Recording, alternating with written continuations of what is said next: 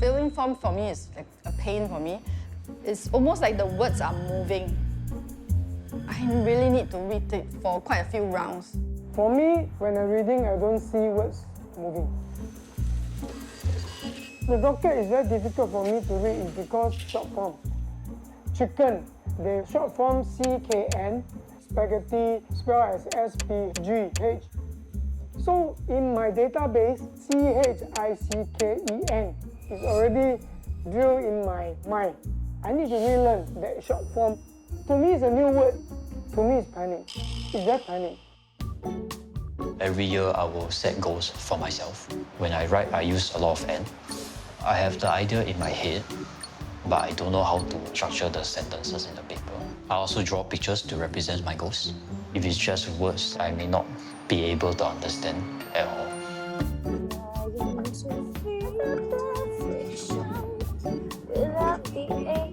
I'm Chua, and I'm probably most well known for being a singer-songwriter. But what most people don't know is this is how I read. I look at the shape of the words and make a guess what they are, based on context and my instinct. You see, I'm dyslexic. While I was only diagnosed in my 20s, I think I've always known I learned a little differently from everyone else. Now, I don't usually do documentaries, but I just had to take this project on because it's really quite close to my heart.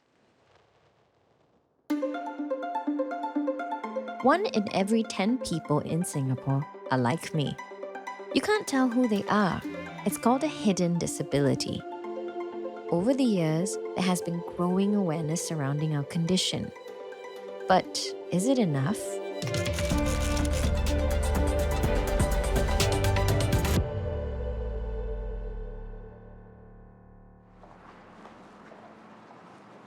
I'm on my way to a public speaking contest. That's the final hurdle of a 9-week training course. Sharon Chong is one of the 9 contestants. Hey, Sharon! Hello! How are you doing? All right, so for today, you're actually not using any prompting or physical papers to kind of help you? Yes. Cue cards, nothing? No, I am. Yeah, for me, cue card is the words jump because the card is small. Oh, So it's very difficult for me. And this round, I can't even use slide. And I use that as my Safety blanket? Yes, safety blanket, correct. So you have to pretty much memorize Yes, I have your to entire memorize script? it, yes. And then hopefully the props are going to help you jog your memory as well, do the storytelling? Yes, yes, that's the last minute props. How are you feeling about this whole competition? This is really how to deliver this message that people understand. I hope I won't be going all around and I'm not sure what I'm talking about. I think this is part of my struggle too. Yeah, sometimes loss of words.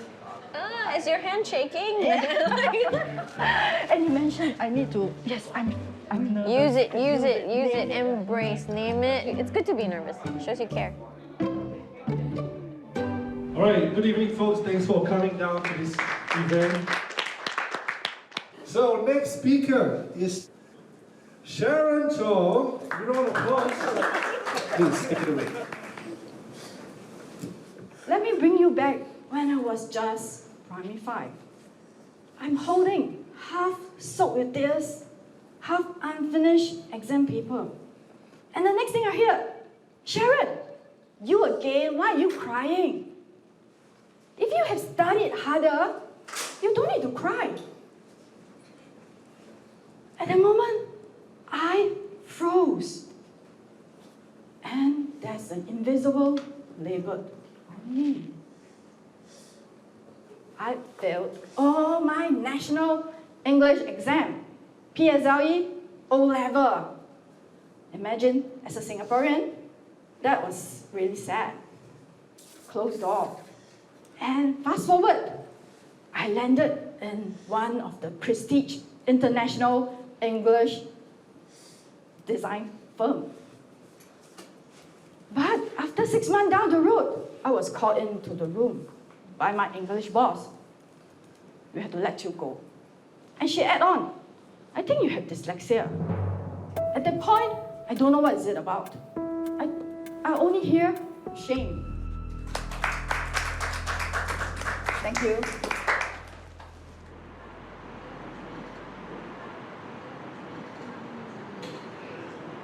What was the reason why you wanted to sign up for this public speaking course?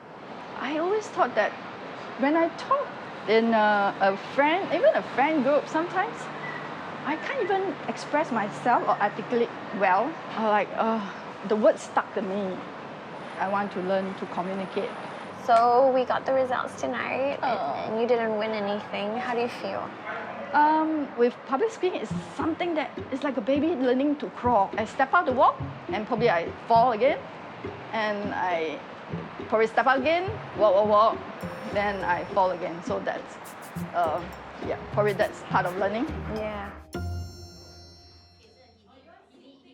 Sharon's dyslexia was formally diagnosed only when she was 37, my age now.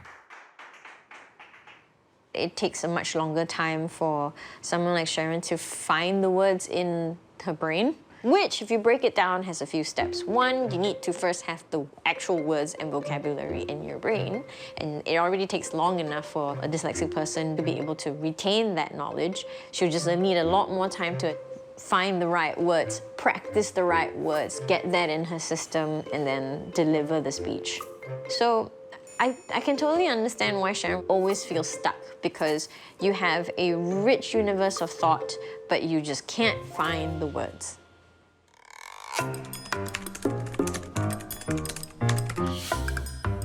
Dyslexia looks different from person to person. Take the sentence, for example. This is how it would appear to Sharon. To her, words seem to move. As for me, the words don't move. But the text feels unfamiliar, as if the letters are jumbled up. And I'll have to decode it word by word. What explains our differences even though we share the same condition?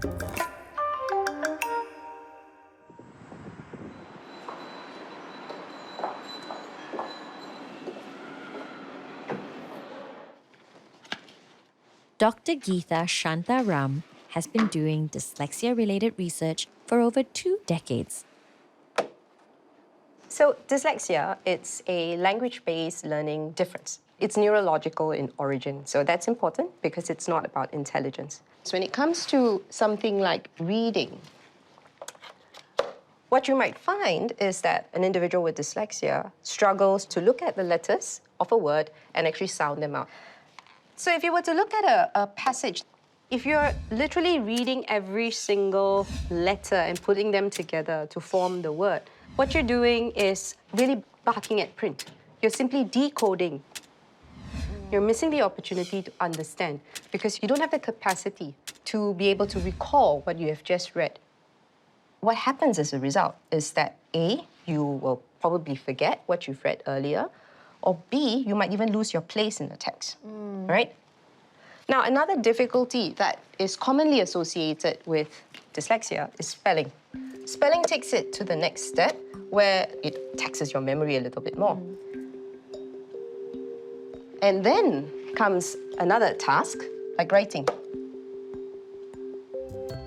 I feel so called out. For me, my dyslexia shows up in a combination of these things. An example I usually like to give people is if, when you're doing karaoke and there's the dancing ball. Yeah. If you want me to read the words as it is promptly in time, I could be able to do that. I'm able to do it. But then if you just ask me what I just read, I will not be able to tell you anything about it. I have no idea what I just read. Yeah, because you're so focused. You're spending all of your resources, your cognitive resources, on just decoding.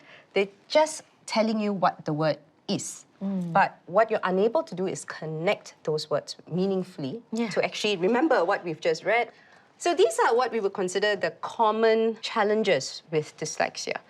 But there are others as well. And this is where you might find more variance in what individuals with dyslexia might encounter. One example here is the spatial temporal. Another issue is with listening. And here we're not talking about hearing issues, we're talking about difficulties processing the spoken word or the spoken language. Another difficulty that might occur for some individuals is motor control. And finally, I've got memory difficulties here. What is exactly happening to my brain? Why am I the way I am? Let's start with an individual who doesn't have dyslexia. When they are new readers, this first time they're experiencing certain words, they've got to look at each letter, recall the sound, and then put them together to get to the word. They've tapped on the phonological processing component. But after you've seen that word several times, it actually moves into the memory component. So this is your visual memory region. And what that means is that the next time you look at a word like cat, you'd be able to automatically read that word. You don't have to break up each letter in a word to actually read it. It's almost like a word turns into an image. And then the final component with reading, this is when you have to turn what you have understood, so in terms of sounds, words, into something that you speak out loud. Many individuals with dyslexia might be a little bit fearful of doing that. It's my nightmare. I can imagine. But in contrast, when you look at an individual with dyslexia, immediately you see there's underactivation in certain areas. They're not present. There's been a lot of research, and the general consensus is that it's the phonological processing deficit, the inability to actually break up the sounds of the language. The other component that's missing, of course, is the visual memory region. So they're not able to recall words. So no matter how many times you have seen a word like cat, you may not be able to recognize it the next time you see it. And then you see there's this overactivation in the spoken, the say it out loud region. So they are relying on just this area to read. Sometimes I wonder if, will I always be behind for the rest of my life? Do you think a dyslexic would always have to play catch up all the time? I think that given the circumstances of what an individual with dyslexia needs to deal with in school, certainly it will be more challenging experience than for someone who doesn't have dyslexia. In Singapore, the stigma of having a learning difference exists. It continues to exist. You might have seen this viral video.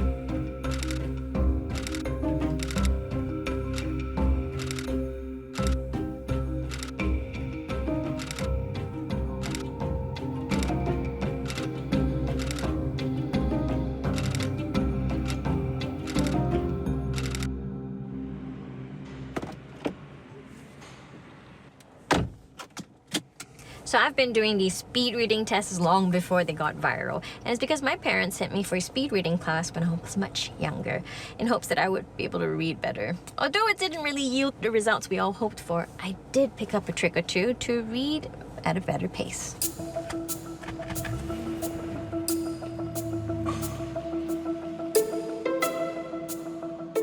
I now know I'm in the east, and I see a sign that starts with the letter T with a long end, and I generally assume that I'm in Tampines. I read fast by looking at the outline of the words. But most of the time, I skip over the text, because it still takes time for me to decipher it. The good thing about Singapore science is I remember the colors.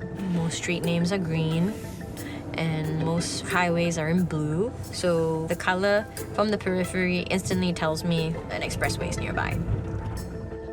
If I'm navigating to a completely new place, I also drive in complete silence to focus on the road.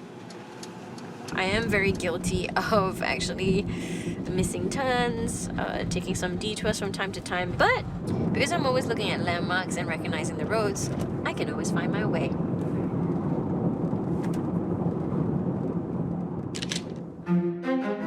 This is me when I was 23.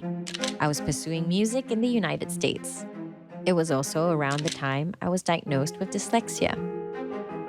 I broke the news to my mom over the phone, and since then, we've never really talked about it. More than 10 years have passed now, so for this show, it's time to address the elephant in the room. Writing, pretty below average actually, but still a little bit better than my reading. This was what? 2000. 2000. Primary 6. So I was primary 6 and I was still, I guess, not reading very well.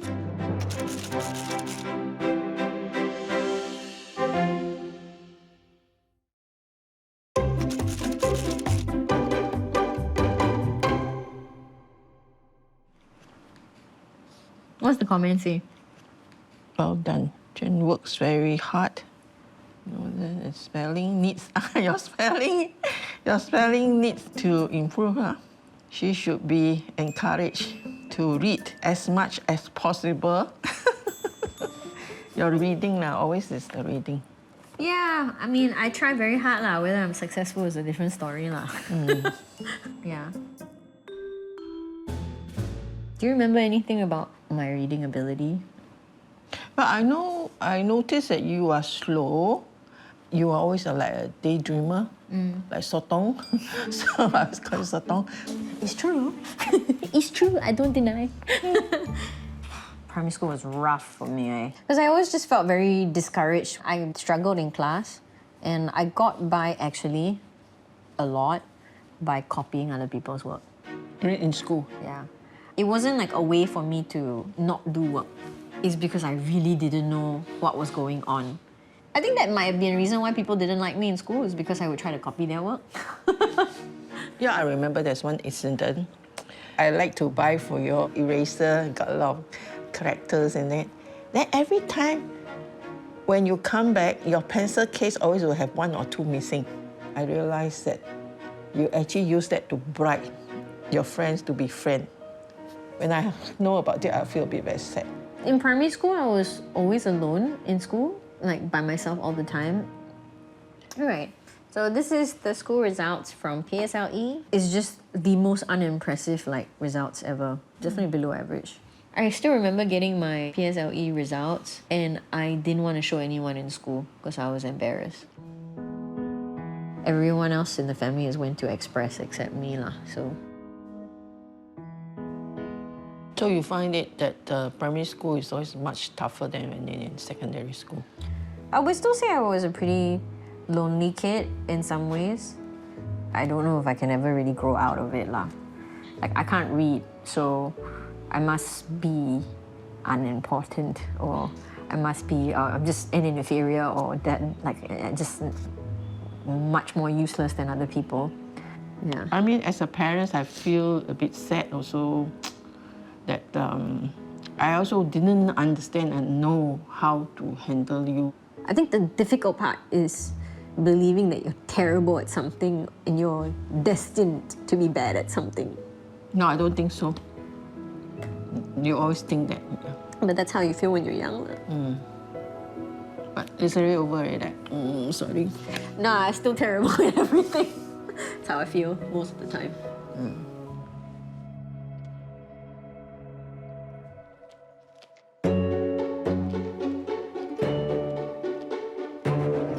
So it's been 26 years since I left primary school, and a lot has changed since then.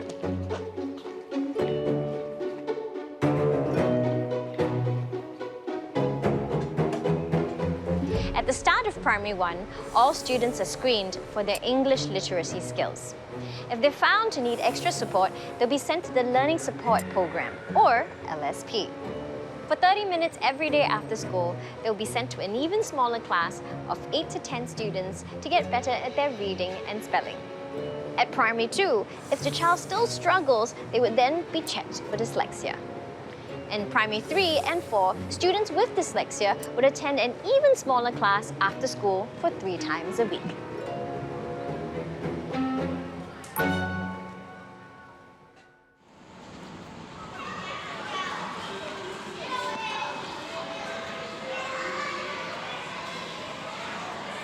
Primary 4 student Shazril was diagnosed with dyslexia 2 years ago. Hey, Shazril.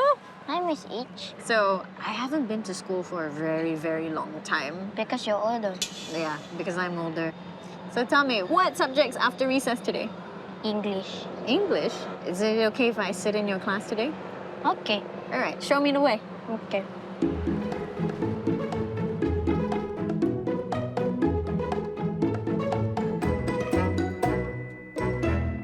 I'm going to give you a picture over down here. I give you 3 minutes, all right, to discuss with your group members and respond to these following questions based on the cover of this text. Who do you think is involved? Boys. Yeah. Shazril? I don't know. 2 boys and I think her mother. Yeah, so everyone's in agreement? Okay. Yeah. What kind of accident do you think needs the police involved? Car accident? I think they were disturbing the neighbors and the police. Like they ding dong dish the door. The what? When they ring the bell, then when the person open the door, they run out. Ding dong ditch? I see. Yeah, that could be possible. So, anyone wants to start? Not me. Don't look at me. Yes, Wesley. I'm just covering my eyes. What do we call people who choose to just watch and not do anything about it? Leon? A bystander. Bystander. I'm also missing one group of people. Very important. Hannah? The ambulance. Ah, okay, ambulance. Who will be in the ambulance?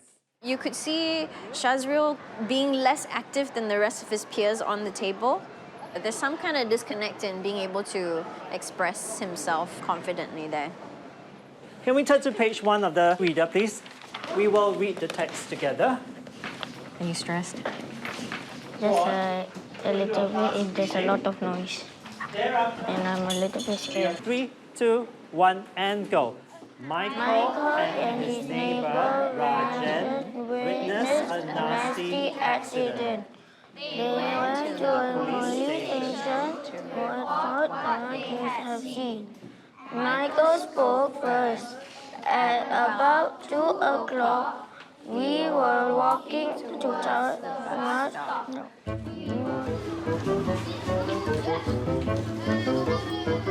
Today, after his friends go home, Shazril's got to attend the school-based Dyslexia Remediation Program, or SDR. Okay guys, are we ready for class? Yes. Okay, let's go up. Let's go. Oh. Classes are intentionally kept small, just 4 to 6 students. This class teaches them to break words down to improve their reading and spelling. Now, for spelling, you watch me first, okay? Okay, the first word, relieved. Relieved. Relieve. Is leave in this Okay, box? yes. So, first sound, L, E. Yeah. Blend and check. Relieved. The last sound, The yeah. relieved. Relieved. And the other one should be IE in one box, remember? So like that. Double E.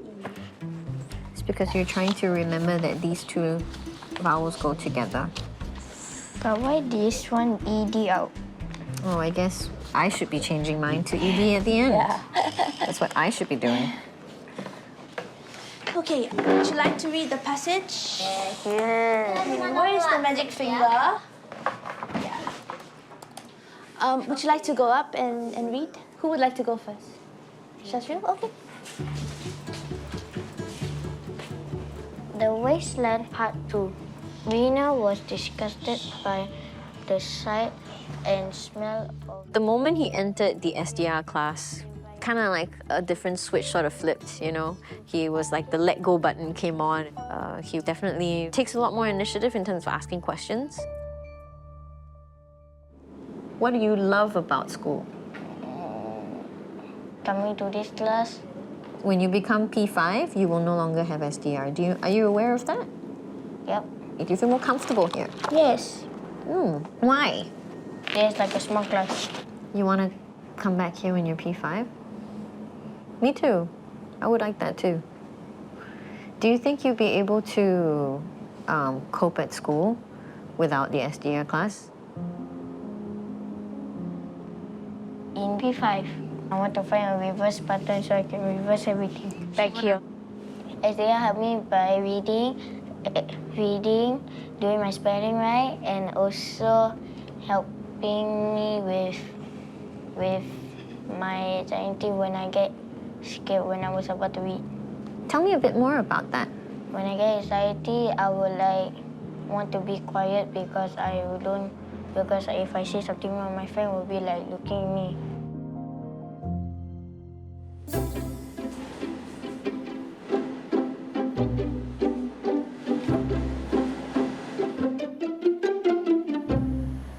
I find Shazriel like quite a diligent student. I feel like he is more vocal in your class than he is in the English class. But it could also be the class size. Yeah. It's like a safe space that they know that they all have. He seems to really enjoy class, and there seems to be like a tinge of sadness that it's going to end. And it's only limited to primary 3 and primary 4. How do you feel about that? It doesn't mean that when SDR ends, right, support ends. Yeah.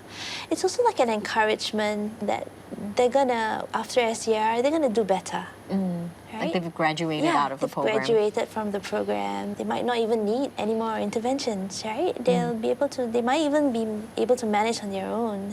That's why I guess we do not tell them that, you know, oh, it's the last year together. Don't really emphasize on that.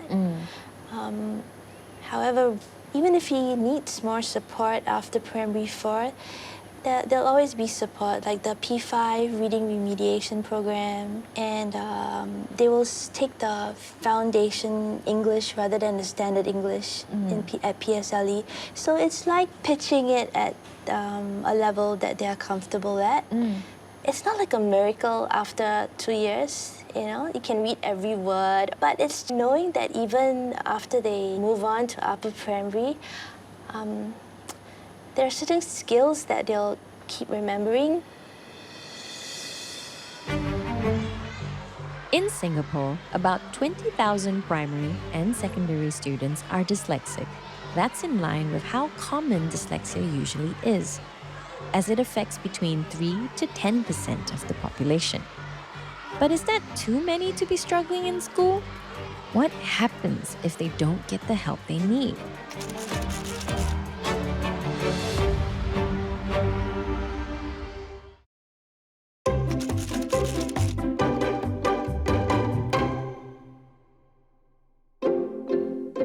Reading and writing may be more challenging for people with dyslexia, but having the condition can also come with certain advantages. According to this study, dyslexia is associated with strengths like high-level reasoning and visual spatial abilities, memory and problem-solving, and even being highly creative.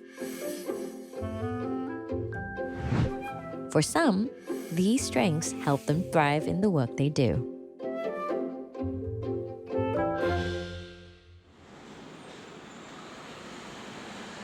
He-Man Tan's home is packed with accolades he has amassed over decades. He is the author of 7 books, an award-winning ceramic artist, and a well-decorated chef. He's also dyslexic.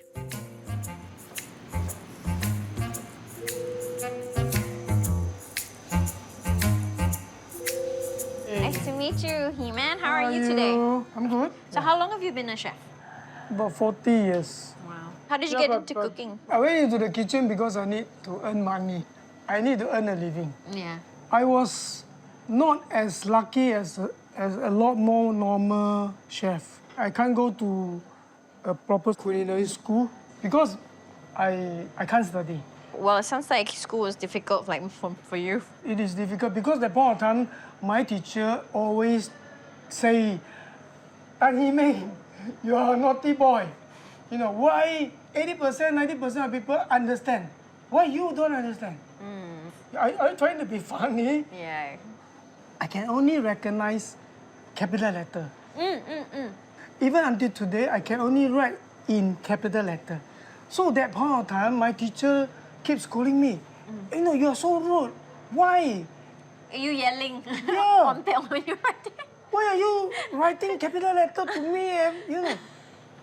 Do you think in any way your dyslexia has sort of kind of shifted you into a career that's more hands-on?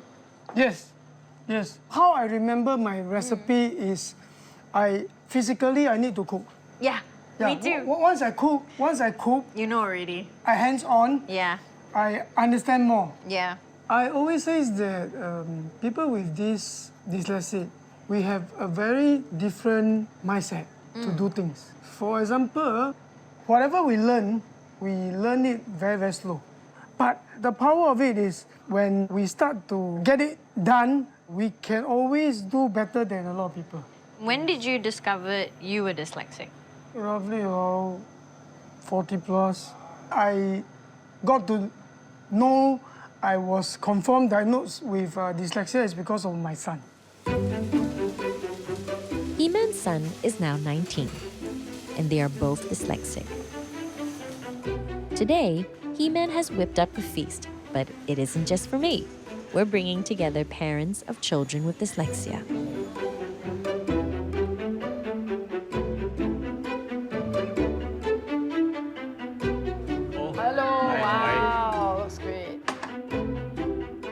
With the odds stacked against dyslexic students in the academically driven school environment, I want to find out how parents are managing. I have no kids except 2 cats. I don't know if they're dyslexic, but I know I am. When you guys first found out, what are some of the struggles that you had as parents knowing that your kid is dyslexic? I think there's a fair amount of guilt. Like, the guilt is that, oh, it's our fault. I mean, it's unreasonable guilt, but it's still guilt that we feel. For me, I guess it was, in a way, a relief, actually, because then it kind of explained why he is having some difficulties with the letter reversals, number reversals. I felt very sad. I keep telling myself, no, my son should not suffer this.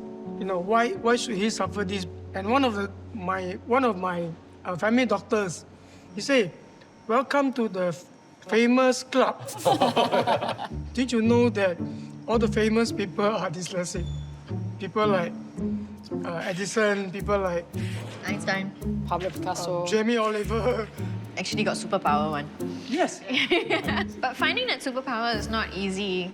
How difficult is this to help your kid find their calling? Because clearly books and like school is not the thing. So it seems to be outside of the classroom, there needs to be a need to do more. So during the school holidays, we go for road trips. Like we go up to Malaysia. And I realized about a few years ago that my son is very interested in like history, current affairs. Come alive when you talk about history. I think for me, we tend to allow him to explore his own. So me and my wife, we so-called come to an agreement that we allow him to do a little bit more gaming. Yeah, today he's an IT security guy. What about you, Jamie? So we have been homeschooling since last year, January. Thought it's going to be quite challenging if for my child to enter primary school and to be learning at everybody's pace. In school, the hours are very long, so if homeschooling is shorter, they can explore their interests also. Like for him, he likes art a lot. Yeah, my son also does a bit of gardening. He doesn't mind getting his hands dirty, so. I would say, He-Man, you kind of grew up not even realizing you were dyslexic. Yeah, so unfortunately, when I drop out, I fall into drug. Why I got into bad company and drugs is because I got bullied. So in school, teacher condemns me, scolded me, classmate cannot see eye to eye, you know, this guy is a stupid guy. So all this bully has been pushing me to a corner that I cannot breathe properly. I only can think of to fight back. So how to fight back? Unfortunately, I got into the wrong company. So I got into gangs. Then I got a chance to fight back. those people that bully me. In the UK, this is that people who are incarcerated, about more than 30% of them are actually dyslexic.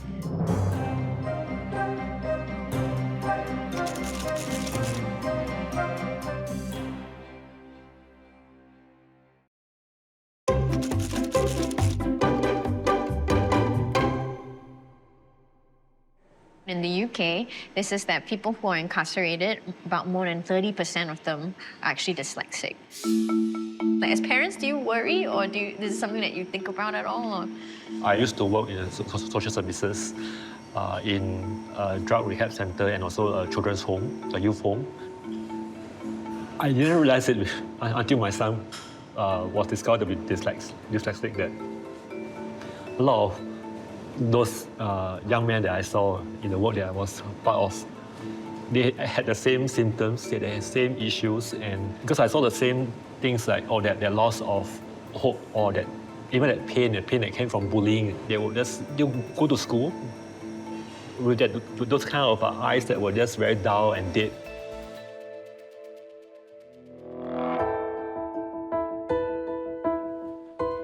So this is me in primary school. And I remember reading out loud in class is probably one of my biggest nightmares. Before I can even begin, I would hear sniggers and laughs, and you would hear comments like, ugh, her again, or so slow, so stupid. Getting bullied was just part and parcel of my primary school life. In a 2023 survey done by the Dyslexia Association of Singapore, 70% of parents with kids attending DAS said that their child had been bullied before.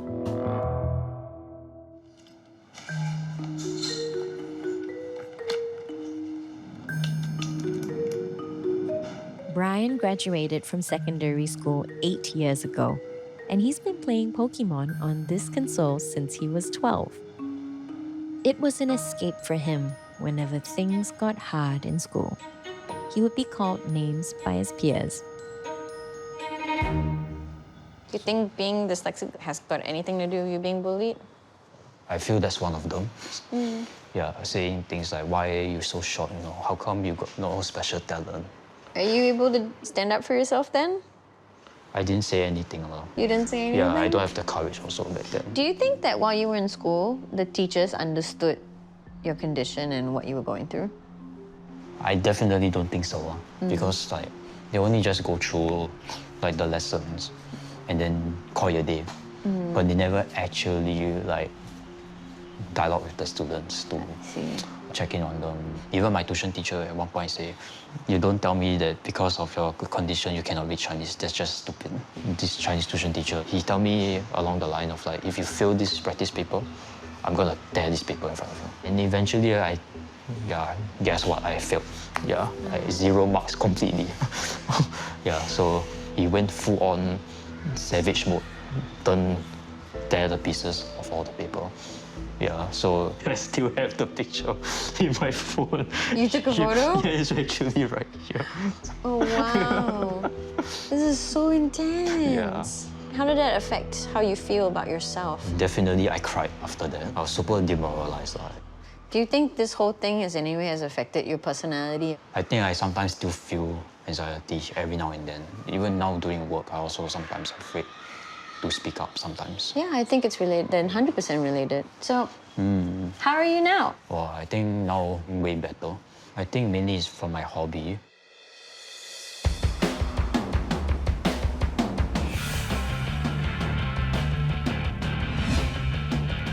Ladies and gentlemen, welcome to Showcase Volume 3. Showcase is all about featuring Singapore's passionate yo-yo players.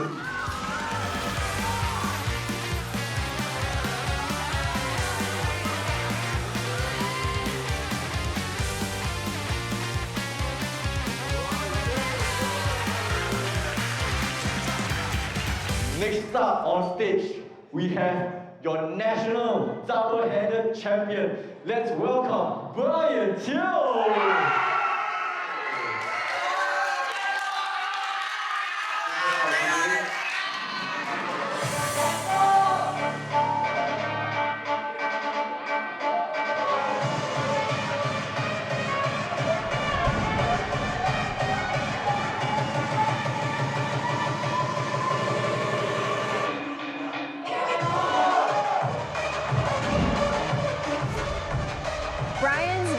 showcase was so epic.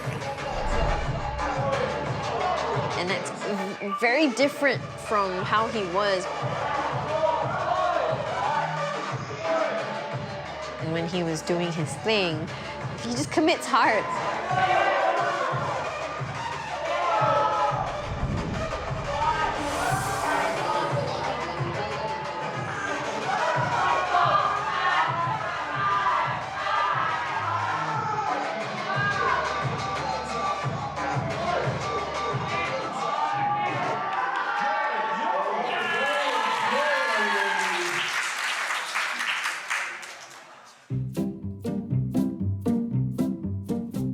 Hey guys, what'd you guys think of Brian's performance today? He can do more. He can do more. You've seen him sort of progressed in his yo-yo journey as sort of like friends and peers. What do you think of his progress over the years that you've known him? I feel like a lot of people sort of, if they don't succeed, they give up. And Brian doesn't really have that. He's very persistent, he keeps trying, he keeps at 200%. And, you know, he's won the national championship now. Did you guys know that he was dyslexic? I didn't know his exact condition.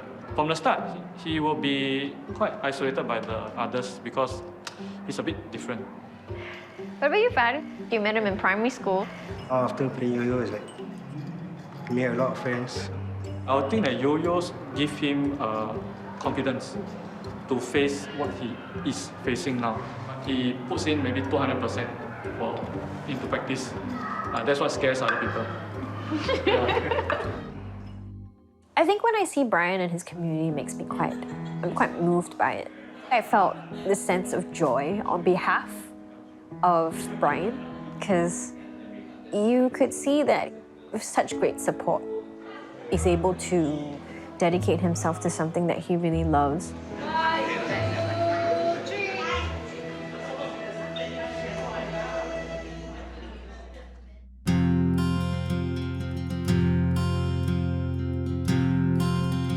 The people I've met in this episode may not have scored well in school, but they've all found their own niche. Sharon started off as an interior designer. She's now an award-winning entrepreneur heading 2 businesses. He-Man has found success as a chef and as a ceramic artist. He's in the midst of preparing 50 pieces for an upcoming exhibition that will raise funds for charity. In just 8 years after picking up the sport, Brian is now the national champion of 2-handed yo-yoing. And me? I've gotten my fair share of awards in music and theatre.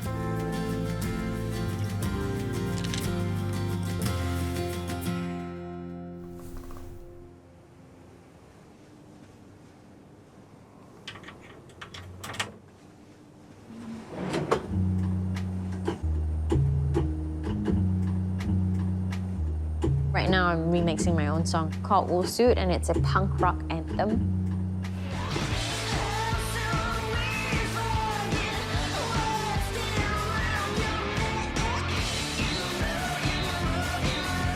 And I just thought it would be really fun to remix it into dubstep.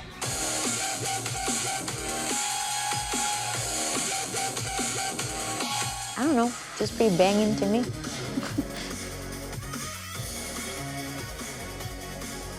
I think my superpower that comes with dyslexia is my ability to link very disparate ideas and connecting them together.